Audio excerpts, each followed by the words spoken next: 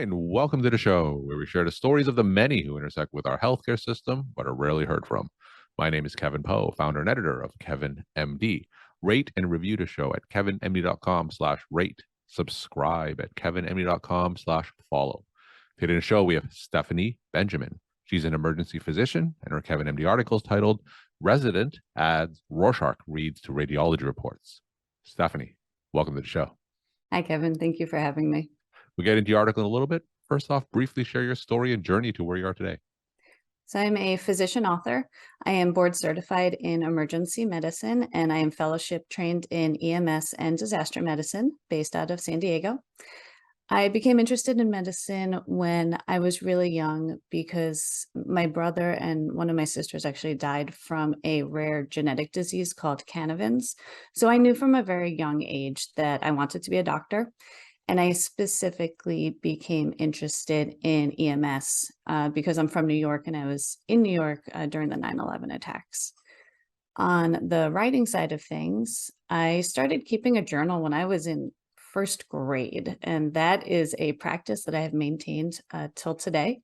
I've published one book so far, I've won a few writing awards, and I've published pretty widely in both medical and mainstream media, ranging from the New York Times to Gomer blog to textbooks, e-courses. And a few years ago, I became really into writing satire, which is the type of article I produced for KevinMD. So tell me how your writing, how has that influenced you as a physician professionally? Writing's always been such a wonderful way for me to debrief and unwind and clarify my thoughts. And historically, I'd always written nonfiction or journaled. So just recording events that had actually happened, which is really therapeutic in its own way. And I've also enjoyed writing fiction and writing creatively, but it's entirely made up.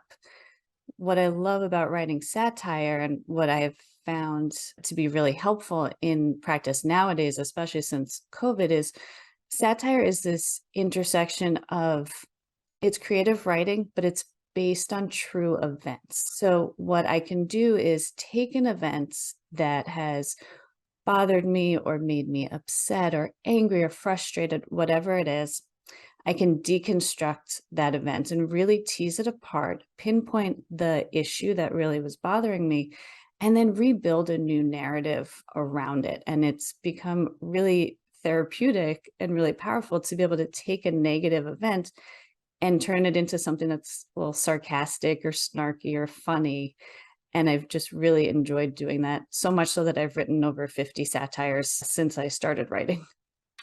So tell me about the role of satire from a physician reader standpoint. You mentioned Gomer blog, which is the satirical website where physicians will write a lot of fantastic satirical pieces. But from a healthcare professional standpoint, how does reading satire, how does it help them? I think it brings some levity to what we do. We see so much, and I can only speak for myself, but being a frontline physician during COVID, and I did several deployments to COVID field hospitals through the California State Disaster Team, and it's just really heavy and it takes a toll. So to be able to read satire and get a laugh and to think, okay, I'm not the only one who has a little bit of dark humor in me, and you can kind of connect with other physicians and see maybe another way to cope with what's been going on. All right, let's talk about this particular satirical piece. Mhm. Resident adds Rorschach reads to radiology reports. Tell us the story how that came to be. The history behind that was based on a patient encounter many years ago, actually, back when I was in medical school. I was working in the emergency department and working so hard. And this person came in and they told me that they knew that they were going to get sick that week because of something they read in their horoscope. And I was really fascinated by how adamant they were that their health was being dictated by these astrological events. And I wasn't being judgy of the patient, but they were very dismissive of Western medicine and very insulting. And I had to come in and see you money grubbing, pill pushing physicians. And I thought, man, I'm just trying to help you. You're here for my help. And in Mhm. the same breath, you're insulting me. So that encounter was the basis of the article. And I thought, well, wouldn't it be funnier if a physician began to use this subjective interpretation of medical data to come up with some diagnoses or prognosticate their patient's health based on their own personal interpretations of what they're seeing that's very subjective.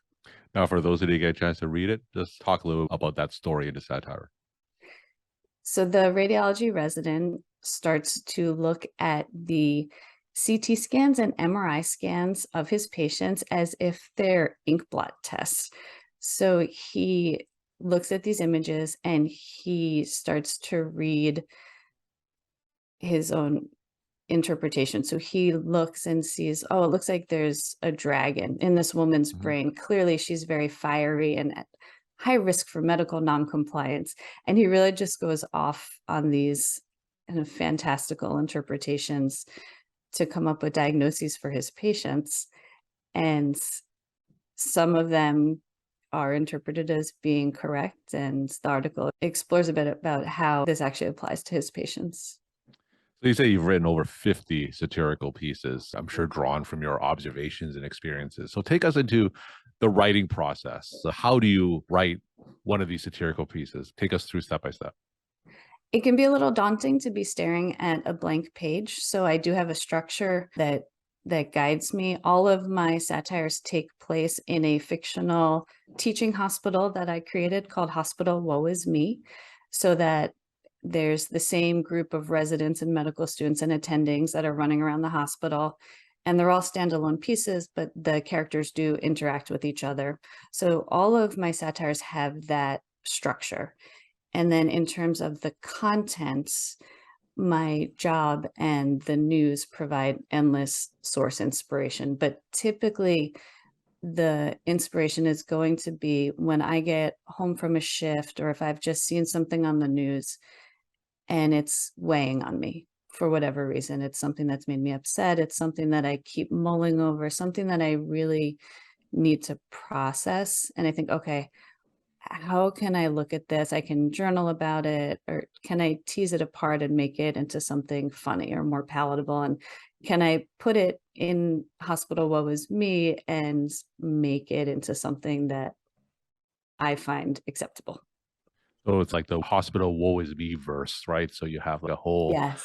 whole collection of characters that kind of form that common thread through all your pieces. How long does it take you to write one? It takes me a couple hours to sit down and really write it out.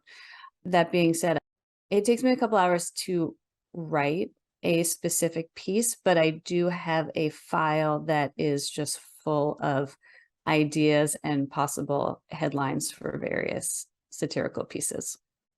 Now, do you ever get responses from patients who take your satirical pieces the wrong way and takes offense to some of the humor? Tell me some of the feedback that you get to some of your pieces.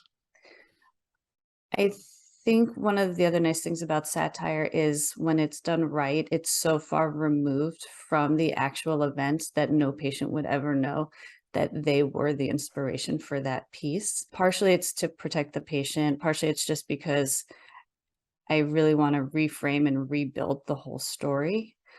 And it's never to poke fun at the patient, it's always the situation or how the situation made me feel. So it's really, from my perspective, a coping mechanism and never meant to ever be insulting towards the patient. That being said, I don't think I've specifically had any patients that know that I'm a writer. I don't know if that would change how they interact with me. How about your colleagues? Do they ever know about your writing hobby and in general, what's their reaction? My colleagues are incredibly supportive, and I do tend to post when I publish new articles, and I've gotten a ton of really nice feedback. One of the best things is building a community of physician writers and people I can reach out to. And I've been really lucky that by writing and connecting with other writers, I have a fabulous mentor who's a physician author, and he's provided so much guidance in terms of how to write and edit and publish. So I've had some really positive experiences. How about those physicians who are interested in incorporating more writing into their professional careers? You mentioned that you have written not only for Gomer Blog, but also for mainstream media publications as well, New York Times. Mhm. And of course, that's a fantastic way for physicians to elevate their voices and really have that platform where they can share their stories. So, what kind of tips and advice do you have for physicians who want to incorporate more writing, but are just starting out and don't know where to turn to? So I have a couple of points to that. One, and the most important thing is there's no shortcut to becoming a better writer. So you just have to start writing.